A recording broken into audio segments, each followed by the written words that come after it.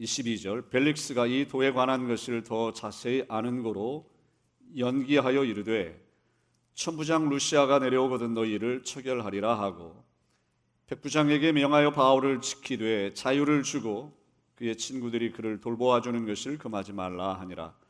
수일 후에 벨릭스가 그 안에 유대 여자 두루실라와 함께 와서 바울을 불러 그리스도 예수 믿는 노를 듣거늘 바울이 의와 절제와 장차 오는 심판을 강론하니 벨릭스가 두려워하여 대답하되 지금은 가라 내가 틈이 있으면 너를 부르리라 하고 동시에 또 바울에게서 돈을 받을까 바라는 거로 더 자주 불러 같이 이야기하더라. 이태가 지난 후 보르기오 베스토가 벨릭스의 소임을 이어받으니 벨릭스가 유대인의 마음을 얻고자 하여 바울을 구류하여 두니라. 아멘. 사도행전 강의 50번째입니다. 틈이 있으면이 아니고 틈이 있으면 질문입니다. 틈이 있으면 다른 번역에 보니까 기회 있을 때, 기회가 있으면, 시간이 나면, 우리말 성경에는 편한 시간에, 그런 뜻입니다. 틈이 있으면. 우리가 살면서 참 많은 기회를 만난다고 생각이 드는데 우리가 만나는 그 많은 기회 중에 가장 소중한 기회 두 개를 꼽는다면 첫째는 예수님을 영접하는 기회이고 두 번째는 사명을 감당하는 그러한 기회라고 믿습니다. 그런 점에서 오늘 본문에 나오는 이 벨릭스라고 하는 사람은 참 불행한 사람이 아닐까 생각이 됩니다.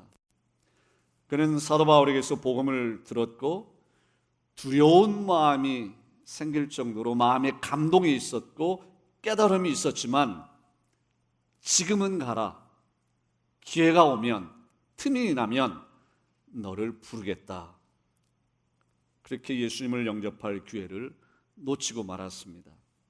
그리고 이후에도 바울을 더 자주 불러 이야기할 기회가 있었고 심지어는 2년이라고 하는 짧지 않은 시간 동안 감옥에 갇혀 있는 바울을 불러다가 얼마든지 구원의 도, 믿음의 도, 예수님에 대해서 말씀을 들을 수 있고 예수님을 영접할 기회가 있었음에도 불구하고 그 모든 기회를 다 놓치고 만 사람이 바로 펠릭스였습니다.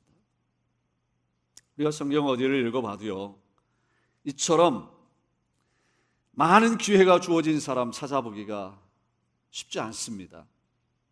그리고 그 많은 기회를 다 놓쳐버린 사람은 더더구나 찾아보기 어렵습니다. 다음에 틈이 있을 거라고, 기회가 있을 거라고 말하면서 벨릭스는 뒤로 미뤘지만 그 기회는 영영 오지 않았던 것을 우리는 발견하게 됩니다. 오늘 예배하는 저와 여러분, 이 자리에 예배하는 여러분 가운데 혹시라도 그런 분이 한 분도 계시지 않기를 바랍니다.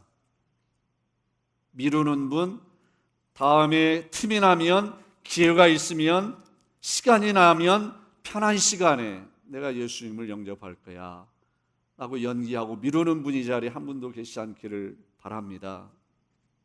너희는 여호와를 만날 만한 때에 찾으라.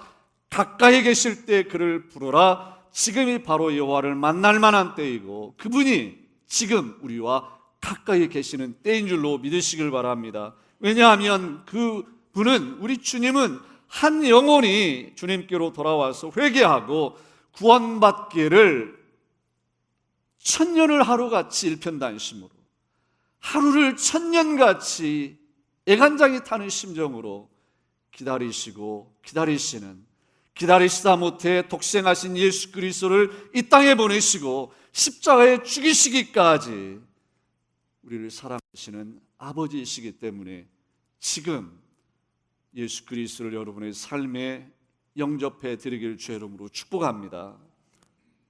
오라 너희 목마른 자들아 물러나오라. 너희는 귀를 기울이고 내게로 나와 들어라. 그리하면 너희 영혼이 살리라. 오라 우리가 서로 변론하자. 너희의 죄가 종 같을지라도 눈과 같이 씌어질 것이라. 진홍같이 붉을지라도 양털같이 희게 되리라. 주님이 초청하셨습니다. 약속하셨습니다. 그 약속을 이루시기 위해, 성취하시기 위해서 독생자 예수님을 십자가에 못 박아 죽이셨습니다. 그렇게 우리에 대한 사랑을 확증하셨기 때문에 지금이 바로 은혜 받을 만한 때요, 구원의 날입니다. 행여라도 여러분 가운데 아직도 예수 그리스도를 여러분의 삶의 구주로, 삶의 주인으로 영접하지 못한 분이 계시다면 지금이 바로 은혜 받을 만한 때이고 지금이 구원의 날, 지금 여기 이 자리가 축복의 자리인 줄로 믿으시기를 바랍니다. 마음을 열고 주님을 모셔드리세요.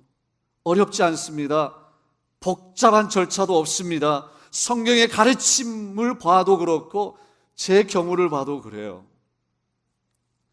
제가 중학교 2학년이던 그해 가을, 정말 아무것도 모르던 13살 꼬마가 멀리 있는 이웃 동네의 교회에 어른들의 부흥의 한밤중에 친구와 함께 가서 뒷자리에 앉아 있다가 이 자리에서 예수를 영접할 사람, 결단한 사람이 있으면 그 자리에서 일어나세요라는 부흥 강사님의 말씀에 영문도 모른 채 벌떡 일어났는데, 그날 이후로 주님은 제 삶에 들어오셔서 주인 되어주셨고 말로 다 할 수 없는 은혜 가운데 오늘까지 살아오게 해주신 주님이십니다. 어렵지 않습니다. 복잡하지 않습니다. 마음을 열고 주님을 여러분의 삶에 구주로 영접하는 진솔한 고백, 그것만 있으면 돼요. 이 이야기는 저의 이야기만이 아니고 또한 여러분들의 스토리일 것이고, 행여라도 이 자리에 이 스토리가 아직 없는 분들, 벨렉스처럼 내가 틈이 있으면 하고 미루지 마시고 바로 지금 이 자리에서 여호와를 만나시고 은혜를 받으실 주의 이름으로 축복합니다. 오늘 말씀을 묵상하면서 연구하면서 이 벨렉스가 이렇게 수많은 기회가 있었음에도 불구하고 왜 이 기회를 놓쳤을까? 왜 자꾸 뒤로 미루고 연기하다가 결국 구원에 이르지 못한 사람이 되고 말았을까? 몇 가지 단서가 되는 말씀들이 본문에 등장합니다. 첫 번째 단서, 첫 번째 이유는 세상이 주는 재미를 놓치고 싶지 않았기 때문이라고 추정이 됩니다. 여러분, 바울이 벨릭스와 그의 아내 두루실라의 초대를 받죠. 두 사람을 앞에 두고 바울이 부흥회를 하는 것입니다. 말씀을 전했습니다.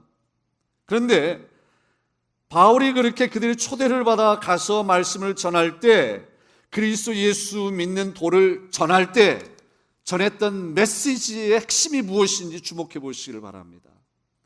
그것을 주목해 보면 왜 이 벨릭스가 마음에 두려움이 생길 정도로 깨달음이 있고 이 감동이 있었음에도 뒤로 미루기만 했을지 단서를 찾을 수가 있습니다. 바울이 전했던 메시지의 핵심은 의와 절제와 장차 오는 심판이었습니다. 29절 말씀이죠. 바울이 의와 절제와 장차 오는 심판을 강론했다 그랬습니다. 이것은 순전히 바울이 벨릭스의 라이프 스타일을 초점을 맞추고 겨냥해서 회개를 촉구한 메시지입니다. 벨릭스의 아내로 소개된 이 두루실라는 사실 다른 남자의 아내였습니다.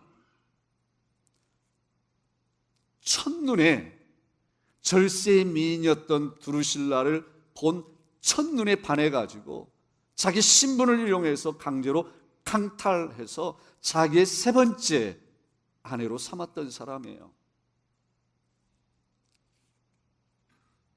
로마의 역사가 텍스투스에 의하면 네로 황제에 의해서 로마로 송환이 됩니다. 이 벨릭스가 오늘 본문에도 송환이 됐다라는 말씀이 나오죠. 근데 그것은 다분히 유대인들이 이 벨릭스의 악정에, 그의 욕심에, 망나니와 같은 행동에 견디지 못해서 투소를 올린 그 결과일 거라고 텍스투스는 그렇게 이야기를 하면서 본국에 송환되어 갔던 이 벨릭스는 그 이후에 변변한 웬만한 그 벼슬 자리에 오르지 못했다라고 하는 것을 보면 그가 얼마나 어떻게 이 세상 연락에 취해서 세상 재미에 빠져서 그렇게 살았는지를 우리가 짐작할 수가 있습니다. 그런데 그런 벨릭스에게 사도 바울은 더 이상 살기를 포기한 사람처럼 평생 감옥에 갇혀 지내는 무기수가 될 것을 작정한 사람처럼 벨릭스의 죄를 짚어가면서 회개를 촉구하는 메시지를 전했습니다. 벨릭스의 간담이 서늘해졌습니다. 두려움이 생겼습니다. 그만큼 심판에 대해서 말씀을 전했습니다. 그럼에도 불구하고 벨릭스가 주님께 돌아오지 못했던 것은 세상이 주는 그러한 꿀단지와 같은 꿀맛에, 마치 꿀단지에 앉은 파리가 그 꿀맛에 빠져서 점점 꿀단지 안으로 들어가다가 결국 죽고 마는 것처럼 벨릭스가 딱 그와 같은 형편이었다라고 하는 것입니다. 한마디로 안목의 정욕, 육신의 정욕을 포기할 수가 없어서 그는 결국 예수님을 포기했다라고 하는 것입니다. 두 번째 이유는 돈 때문이었을 걸로 어렵지 않게 추정할 수 있습니다. 26절 말씀에 보면 벨릭스는 바울에게서 돈을 받을까 바라는 거로 더 자주 불러 같이 이야기했다라는 대목이 나옵니다. 세상에 뜯을 곳이 따로 있지, 벼룩의 간을 차라리 빼먹지, 머리둘 곳도 없이 순례하며 복음을 전하던 바울에게서 뜯을 게 뭐가 있다고 그 뇌물을 기대하면서 자주 보자 라고 하는 그의 온 삶의 행복의 가치관이 돈에 있었기 때문이었다라고 하는 것이고, 그것은 곧 그로 하여금 주님께 나아가는 발목을 붙잡았고 그 가는 길목을 차단했다라고 하는 것입니다. 복음서에 보면 돈 때문에 영생을 놓친 또 한 사람의 이야기가 나오죠. 복음서 저자들은 이 사람에 대해서 이 사람은 부자였다, 청년이었다, 그리고 관원이었다. 다 가진 사람입니다. 젊음이 있었고 돈이 있었고 사회적인 지위가 있는 사람이었어요. 뭐 하나 부족할 것이 없는 사람이었는데 놀랍게도 참 가상하게도 보기 드물게도 이 사람은 영생에 대한 목마름, 영생에 대한 배고픔, 그 갈증과 그 배고픔을 가지고 고민하다가 결국 어느 날 예수님에게 찾아왔고 정말 위대한, 정말 소중한 질문을 했죠. 내가 무엇을 해야 영생을 얻겠습니까? 아무나 할 수 있는, 특별히 젊음이 있고 돈이 있고 지위가 있는, 뭐 하나 부족할 것이 없는 사람으로서 할 수 있는 질문이 아닙니다. 관심조차 두지 않는 것이 인지상정입니다. 그랬던 그가 나를 따라오라는 예수님의 말씀, 그리고 그 말씀 하시기 전에, 나를 따르기 전에 먼저 너에게 있는 것을 다 팔아 가난한 자들에게 나눠주라라고 하는 그 말씀이 목에 가시처럼, 생선가시처럼 턱 걸리는 바람에 그런 예수님을 포기했죠. 포기하는 그의 그 반응이 복음서 저자들에 의해서 이렇게 묘사가 되었어요. 이 사람은 재물이 많은 거로 이 말씀으로 인하여 슬픈 기색을 띠고 근심하며 예수님을 떠났다. 무엇 때문에? 재물이 많은 것 때문에. 돈 때문은 아닙니다. 돈을 사랑한 것 때문입니다. 돈에 대한 욕심 때문입니다. 돈에 대한 가치관, 최고의 가치관 때문입니다. 결국 돈이 예수님을 따르지 못하게 한 거죠. 돈이 예수님을 만나지 못하게 한 거예요. 이럴 때 우리가 써먹어야 되는 말이 무슨 말이 있는 줄 아세요? 돈이 왼수다. 이럴 때 그런 말을 써야지. 이 부자 관은 청년에게는 돈이 왼수였어요. 결론적으로 말하면 이 부자 청년에게는 영혼에 대한 갈증이 있는 이 부자 청년이었지만, 결국 이 부자 청년에게는 결국 영생보다 돈이 더 귀했어요. 우리가 교회 안에 있다고 하지만 그러한 가치관을 가지고 살 수 있어요. 여러분, 돈이 귀합니다. 돈이 필요합니다. 여러분, 돈 좋아하시죠? 저도 좋아합니다. 돈을 돌같이 여기라고 우리 할아버지는 말씀하셨지만 최영 장군께서 저는 그 말 어떻게 돌처럼 여겨요? 돈은 돈이지, 귀하지, 필요하지, 좋은 것이죠.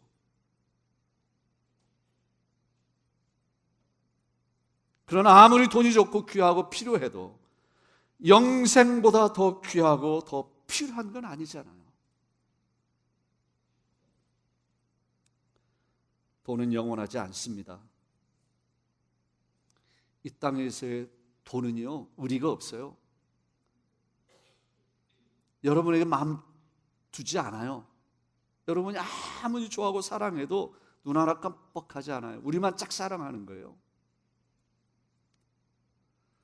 우리가 잘 아는 이야기대로 돈과 이 세상 것은 마치 아이들이 그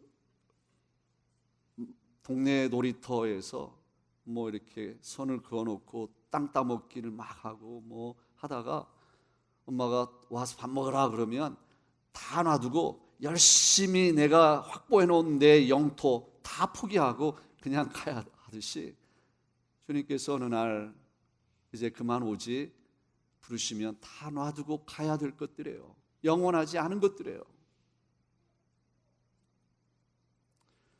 어떤 분이 그러더라고요. Never use people and never love money.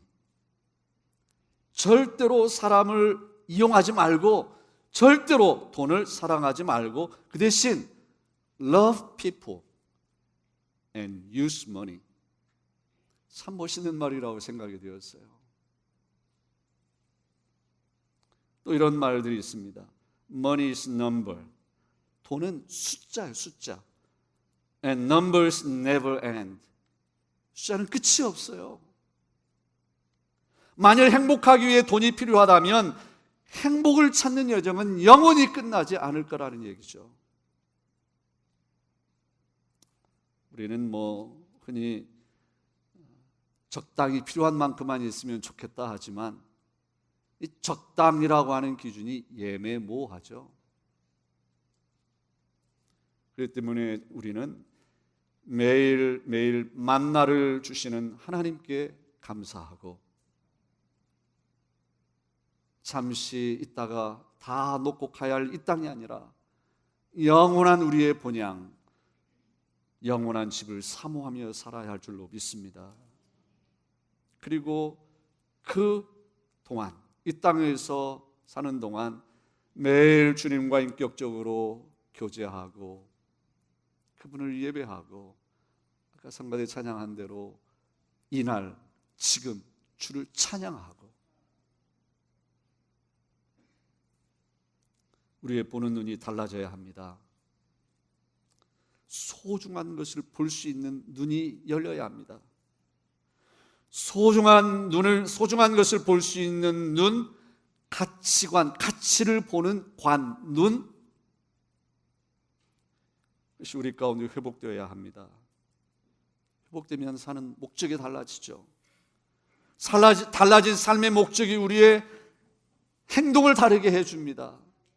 행동이 달라지면요, 우리의 습관이 변하게 되고요, 그것이 우리의 성품이 되고 인격이 돼요. 우리 예수님께서도 돈에 대해서 엄중하게 말씀하셨습니다. 영어로 by the way. 성경에 천국 지옥보다 더 많이 나오는 주제가 뭔지 아세요? 돈이에요. 그만큼 예수님도 돈의 그 파워를 인지하셨어요. 그러나 그분은 언제나 단 한 번도 돈을 섬겨라, 돈을 사랑해라 가르쳐 주신 적이 없어요. 우리가 잘 아는 대로 이 말씀을 가르쳐 주셨어요. 한 사람이 두 주인을 섬기지 못할 것이니 혹 이를 미워하고 저를 사랑하거나 이를 중히 여기고 저를 경히 여김이라. 너희가 하나님과 재물을 겸하여 섬기지 못하리라. 하나님은 우리가 섬겨야 할 뿐, 재물은 우리가 다스려야 할 것. 재물을 섬기거나 하나님을 내 마음대로 이용해 먹으려고 하는 것은 믿는 자들이 아니에요. 그것은 믿음이 아니에요. 그게 그렇게 되면 큰일 납니다. 세 번째 이유는 사람들의 보는 시선, 눈 때문이었을 거라고 쉽게 추정할 수 있습니다. 벨릭스는 유대인들의 마음을 얻기 위해서 바울을 2년 동안 감옥에 구금을 시켰죠. 그리고 그 자리에서 물러날 때조차도 유대인들의 눈을 의식해서 석방시키지 않았어요. 그 말씀이 27절에 나오죠. 이태가 지난 후 포르기오 베스도가 벨릭스의 소임을 이어받으니 벨릭스가 유대인의 마음을 얻고자 하여 바울을 구류하여 두니라. 그러니까 이 벨릭스가 결단을 내리지 못하고 복음을 받아들일 기회를 놓친 이유는 유대인들 때문에, 그들의 마음을 얻기 위해서, 그걸 통해서 꿀단지와 같은 그 꿀맛을 놓치지 않으려고. 그는 하나님의 마음을 얻고자 한 게 아니라 사람의 마음을 얻고자 했습니다. 하나님을 기쁘게 하려는 것보다 사람들을 기쁘게 하려고 했습니다. 하나님을 두려워한 것이 아니라 사람들을 두려워했습니다. 결국 하나님의 주시는 구원의 기회를 놓치고 말았죠. 이런 벨릭스에 비해서 오늘 말씀에 보면 참 희한한 내용이 나오죠. 정말 이 역설적인 내용입니다. 그렇게 살았던 벨릭스에 비해서 사도 바울은요, 벨릭스는 안중에도 눈에도 없다는 듯이 해야 할 말, 할 수 있는 말 거침없이 쏟아붓죠. 역설적인 것은 바울은 죄수로 옥에 갇혀있는 사람이었지만 진정 자유한 사람이었고, 벨릭스는 로마의 총독으로서 그야말로 자유인 그 자체였지만 사람들의 눈을 의식하고 그런 굴레에 사로잡힌 진정 자유롭지 못한 삶을 살았던 사람이었어요. 남이 나를 어떻게 생각할까? 남이 나를 인정해 줄까? 우리에게는요, 인정 중독 증세가 정도의 차이는 있을지 모르지만 있다고 하는 거예요. 크리스마스 시절이 되고 이제 쇼핑을 하죠. 근데 그런 말이 있더라고요. We buy some things that we don't need to impress other people who are not important to us. 영어 발음이 좀 괜찮습니까? 우리가 어떤 물건을 사는데 나에게 전혀 필요치 않은 건데 왜 사냐? 다른 사람들에게 임프레스 시키려고, 다른 사람들에게 자랑하려고. 그런데 그 사람들이 사실은 나와가는 아무 상관이 없는 사람이래요. 인정받고자 하는 우리의 그 갈망 때문에.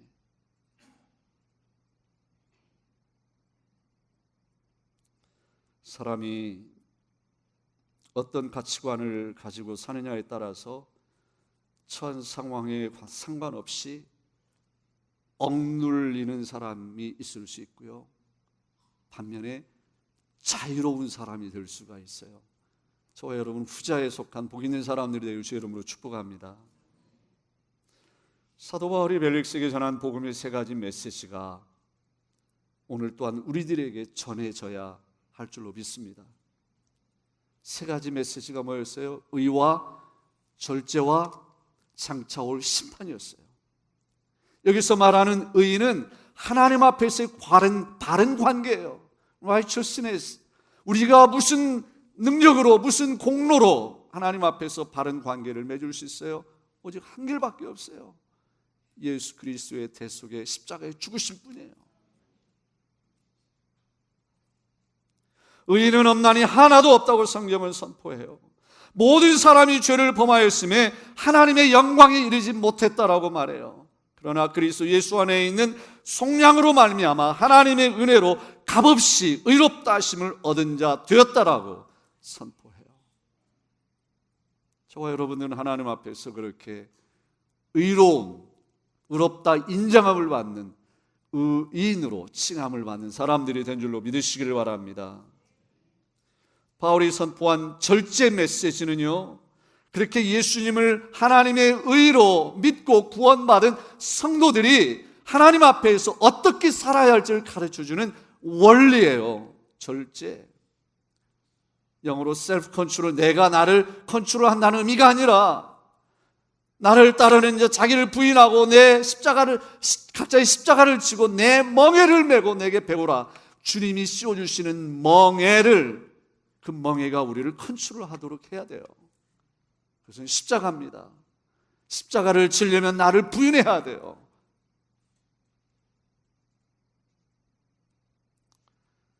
내가 하고 싶은 대로, 내가 생각하는 대로, 내가 마음먹은 대로, 내가 하고 싶은 말대로 다 하면서 사는 것은 믿는 게 아니에요.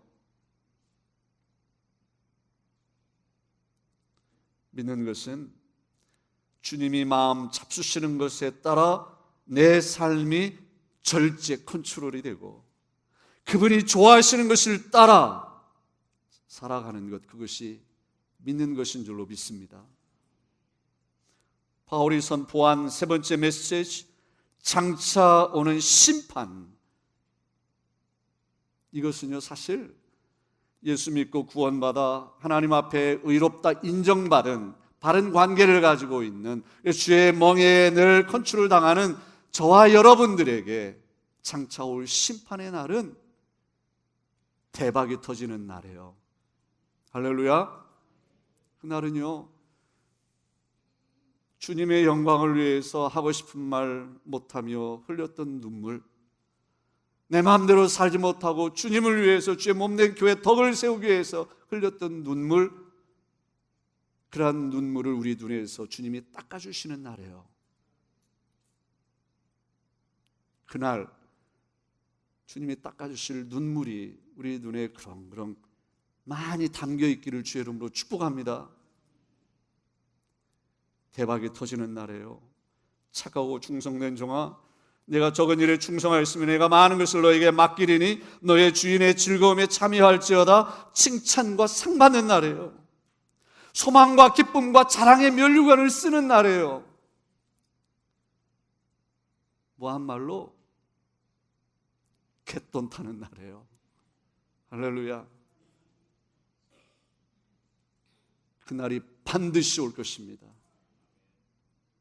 ready or not, 원하든 원치 않든, 준비가 되었든 안 되었든 그날은 도적같이 올 것입니다.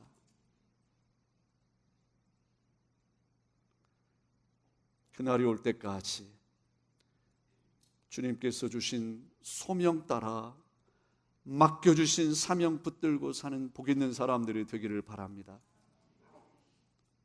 사람이 살다가 한 번 죽는 것은 정한 것이지만 그 뒤에는 반드시 심판이 따른다고 성경은 선포합니다.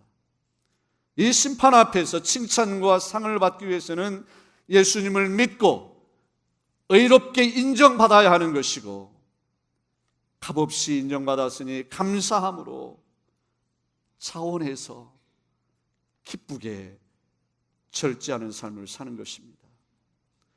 주님의 영광을 위하고 그리스도의 몸인 교회를 위하고 성도들을 세워주고 덕을 세워주기 위해서 절제하는 삶을 사는 것입니다. 육이 원하는 대로 살지 않고 영이 원하는 대로 사는 것입니다.